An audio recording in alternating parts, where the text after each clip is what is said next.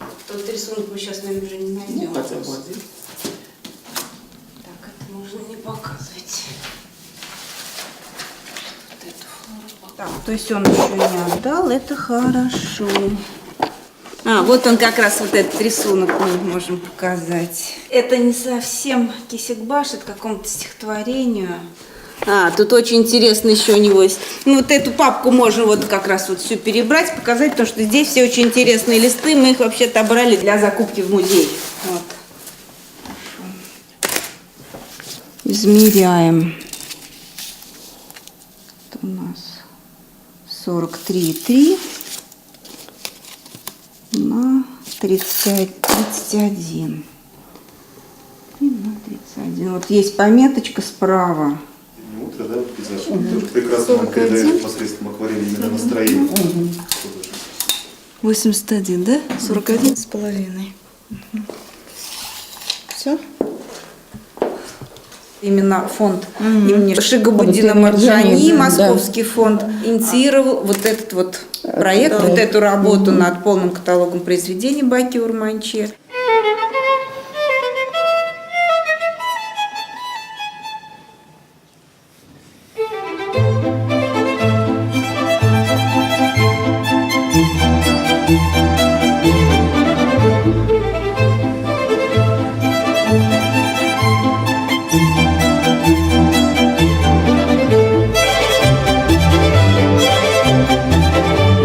Он не просто художник, он гораздо больше и шире. Он на скрипке еще играл. Знал 8 языков. Известен не как художник, а как певец. Он очень изысканный мастер.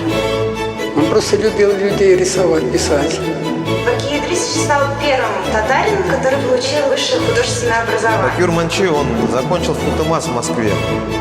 Его работы очень ценятся. Великий человек.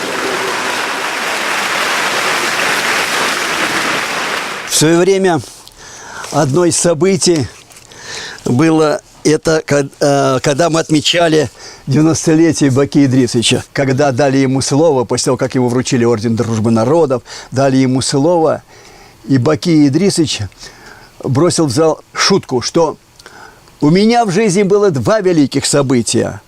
Первое – это была Октябрьская революция, а второе – обрезание. Зал, конечно, умер от смеха. И потом вдруг, сделав небольшую паузу, он запел татарскую мелодию таким чистым голосом, как молодой совершенно.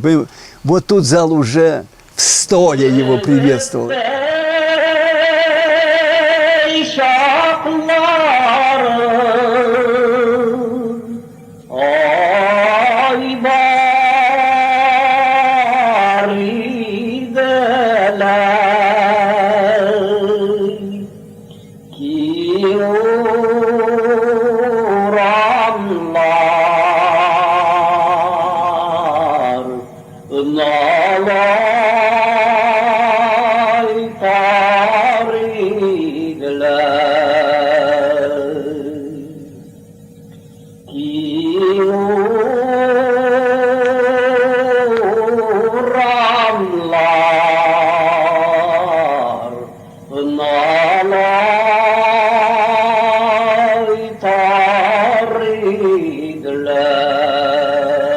Он очень много рисовал и писал именно вот это место. Что это за место? Знаковое на самом деле место. Это вид из окна его квартиры или его мастерской. И писал он и рисовал вот этот пейзаж, этот вид из окна, который вот можно сейчас выглянуть, да, и увидеть все то же самое. Писал летом, писал зимой, писал утром, писал вечером. Флора Вага, очень много. То есть, конечно, вот была муза художника во всех смыслах.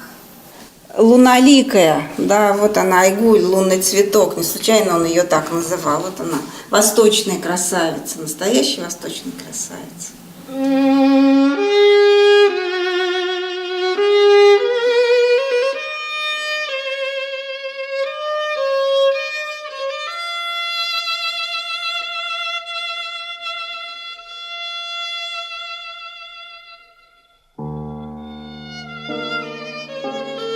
Вот из более поздних портретов. Портрет 1977 года. Здесь серьезный научный работник, да, каким была Флора Вагаповна. Она была сотрудником Института языка, литературы и искусства, изучала фольклор. Сплошное счастье, я бы так сказала. Я же говорю, не могу вспомнить даже ничего, даже косого взгляда. Это был период 25 лет. Бог мне послал такую счастливую жизнь с ним. Я ведь и без него с ним.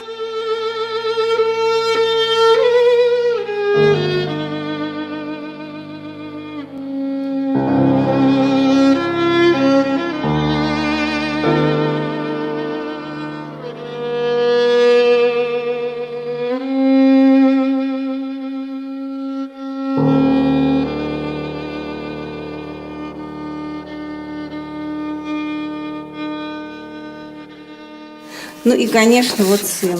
Да, вот он еще совсем малыш, Айдар. Когда я родился, отцу было, слава богу, 70 лет, вот, а маме было 33. Эти люди, они очень любили друг друга, и, видимо, сама жизнь, благоволя к обоим к ним, свела их друг с другом. Вот. Ну, тут как-то нежданно образовался еще один человек, и поэтому...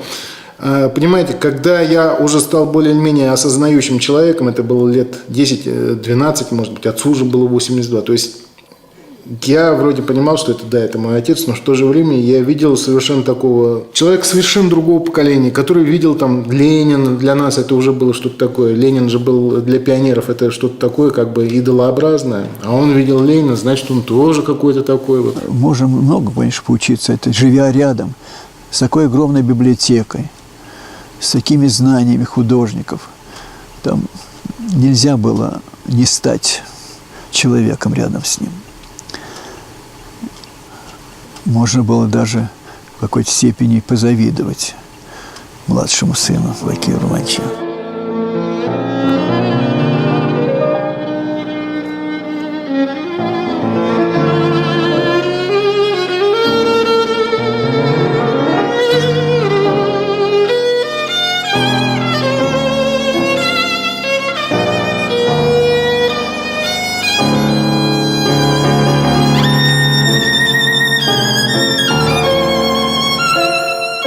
Мама переживала, моя, из-за этого, то, что отец не может на ней жениться. То есть она ощущала себя гражданской женой, и это как-то вот, видимо, ей не очень было. Вот. А московская жена Сара Ханум, она не давала отцу развод в силу каких-то причин своих. Вот. И отец попросил свою племянницу Фераю Ханум, она такая пробивная, скажем так, женщина была, она поехала в Москву, пообщалась с Сарой Ханум. Она меня очень хорошо встретила.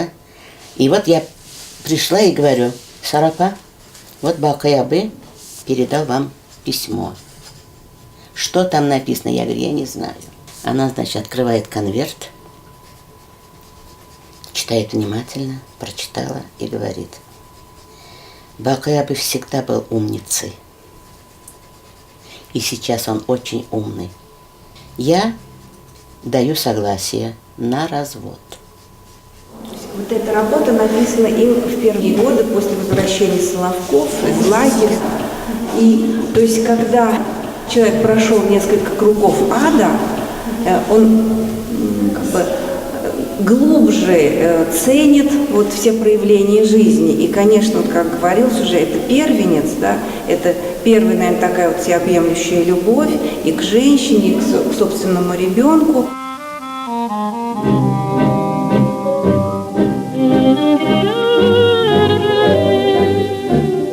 Каким-то образом Балкаябы с ней познакомился, и они начинают жить.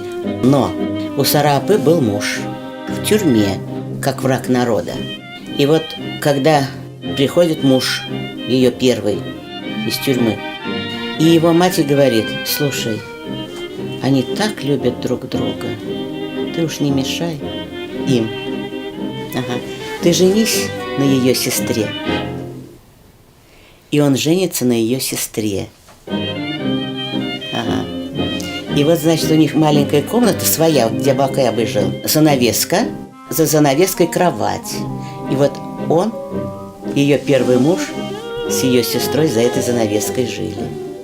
Ну, потом, когда все началось его выживание из Москвы, ему пришлось уехать. Но и с сыном Эльдаром, и вот с его мамой Сарой Ханум он общался все время. То есть там бывает переписка, телефонные звонки. Брат Эльдар в свое время жил у него в Балхаше. И они вместе рисовали.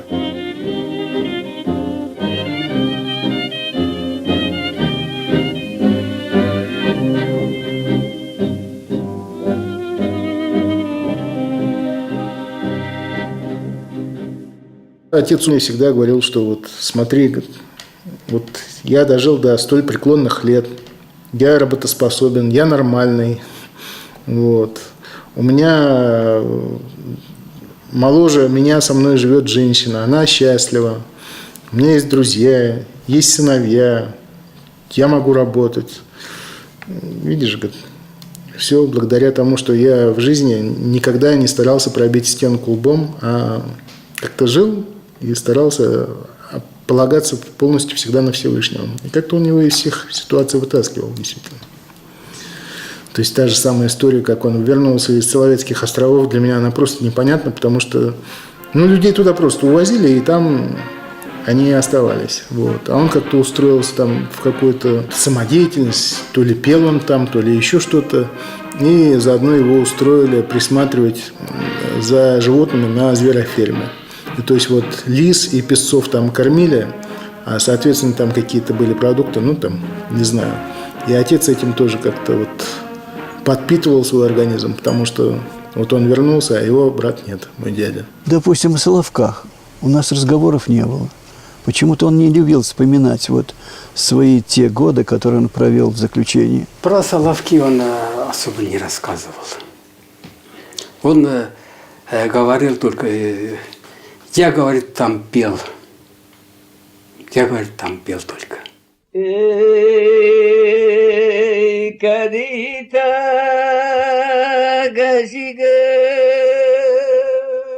Из заявления группы татарских интеллигентов по вопросу о латинизации.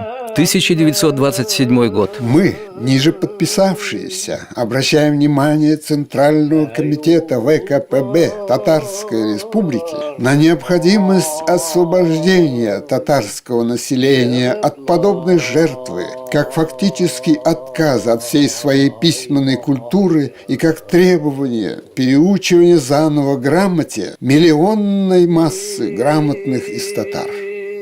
Среди авторов заявления 82 был Баки Урманче. Постановление Пленума татарского обкома ВКПБ по заявлению 82. Ответ. По существу вопроса о латинизации тюркских алфавитов суждения не иметь. Считать вопрос разрешенным. Поручить бюро обкома сделать соответствующие выводы из факта подачи этого заявления и провести необходимые общественно-организационные и разъяснительные мероприятия. Он подписал прошение Сталину о том, чтобы сохранить арабскую графику. Это был подвиг в свое время, чтобы подписать. Это смертный приговор подписать себе.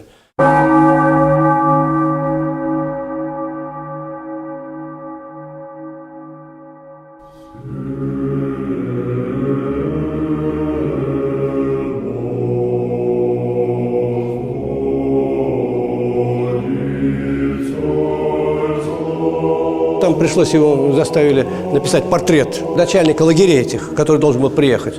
И он такой портрет нарисовал по фотографии. Когда он приехал, он говорит, это кто это у вас такой нарисовал? Забрал тут портрет с собой, потрясающий художник. Давайте подпишем ему, говорит, освобождение досрочное. И он досрочно был освобожден. Думаете, он сам этот самый догадался, он такой святой человек, что ли, был начальник этих лагерей?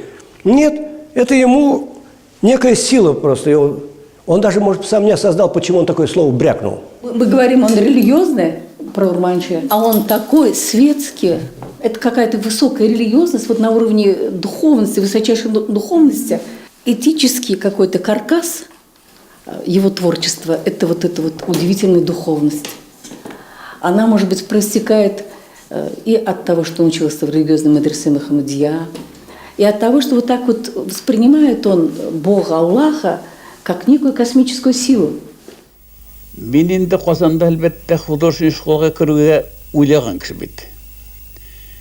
Benim ipteşim Şuruk Muhammediye'nin şekirti, Şuruk mena yaştaş bulgan kişi, Abdülhamid Bağatan diyen kişi var. Biz onun bilen Kazan'ın meşhur eligi Kazanski İmperatorski Художественная школа diyen mektebinin ağır ишiklerini açıp barıp şundakilerge bir neyindi yolu iken barın bilirget dedik. Bizge program bunun neyin bildiler. Neyindi program boyunca egzamin birge. Anda bar iken Zakon Boşini bir ekrettik. Şundan sonra uyladık. Sesleri biteli biz ihtimal sorarga. Kişide bulganlarını sorarsa bulmagandır. Niçin demek pop yanına varıp imtihan verir. Bizde Muhammediye şagirdleri şen Müslümanlar. Bine şundan eğitirek gel şunsunda. Demek min Kazan'ın Hudosnya şkolasına kire olan var Oktyabr Revolüsyası bulgaç mekteplerin programları özgergeç Zakon Boşiler felinlerin deyinde mekteplerinin dinin programlarından çıkkaç. Вот вы можете представить, чтобы сын муллы, сын хазы, этого человека, который авторитет в анализе Корана, его отец был, чтобы он в пятницу читал Коран, в субботу читал Тору иудейскую, а в воскресенье читал священное Евангелие православное. Он дважды или трижды перечитал Коран, вот только с точки зрения того, есть что-то там о запрете на изображение. И он не нашел там ни одного слова. Он нашел, что не поклоняйтесь изображениям.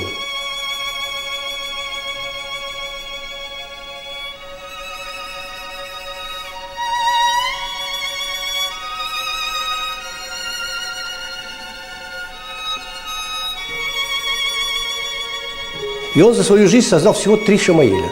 Они выстраиваются в определенную систему. Вот первый – это хвала Творцу. Альхамдулилля. Второй Шамаиль – Бог прекрасен и любит красоту. И последний вот этот Шамаиль – ля такзаб – не сердись. Но у него еще есть каллиграфические зарисовки некоторых выдающихся изречений.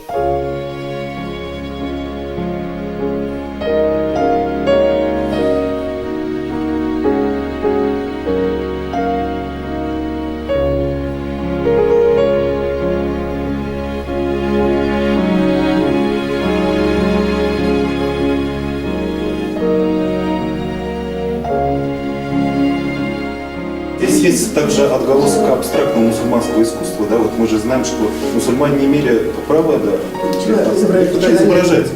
И вот эти искусства аналогии, да, вот посредством, да, вот какой-то такой аналогии, они вот могли передавать, может быть, то, чего не могли реализовать по каким-то канонам. И он, когда писал вот эту графику, он видел, какие там ритмы существуют. И видел, когда он читал Коран, он говорил, какие поэтические рифмы. Какие вот эти изящные ножки, какие точеные эти самые палочки.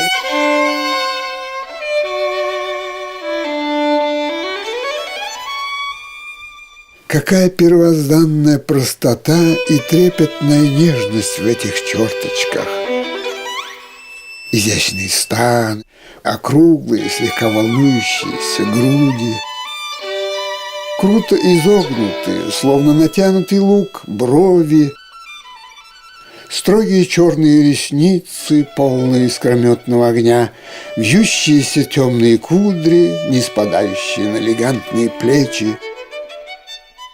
Какая жизненная сила, благость вызвучивается ими и в поэтических рифмах, и в прозе. Какой скрытый ритм в покачивающихся затейливых шажках. Ошеломительны божественные бедра. Достойны царицы красоты эти стройные ножки и украшающие их башмачки.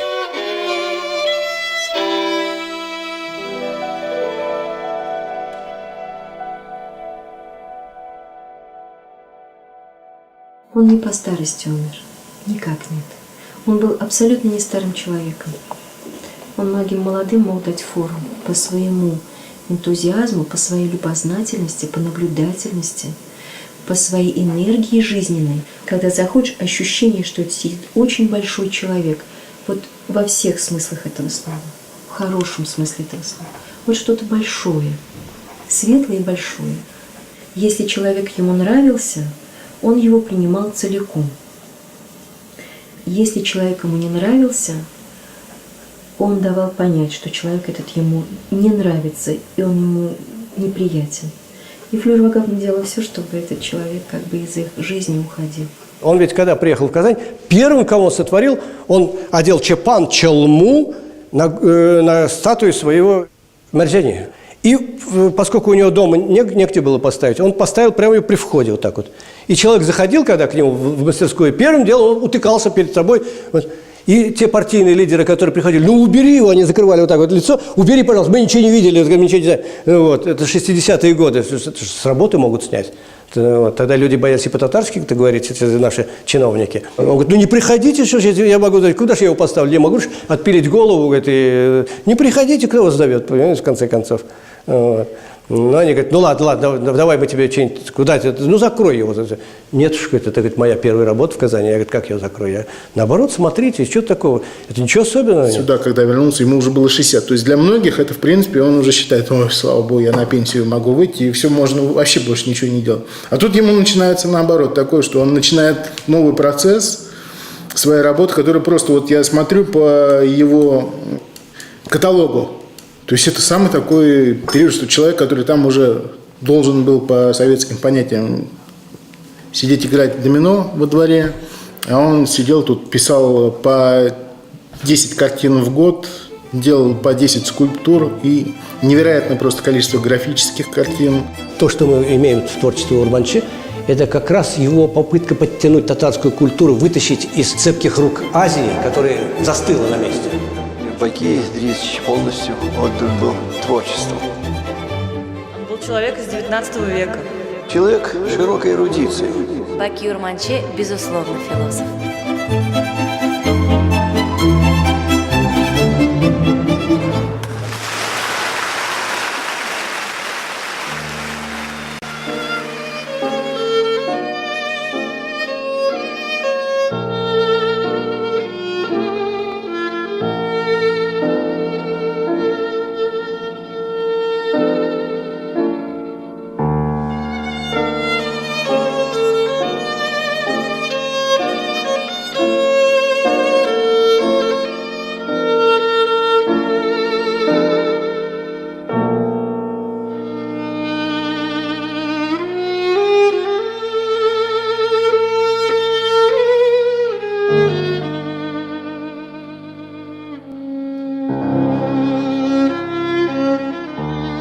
Для меня музыка всегда была сопровождением моей жизни. Пожалуй, я могу сказать, что вообще жизнь – это музыка.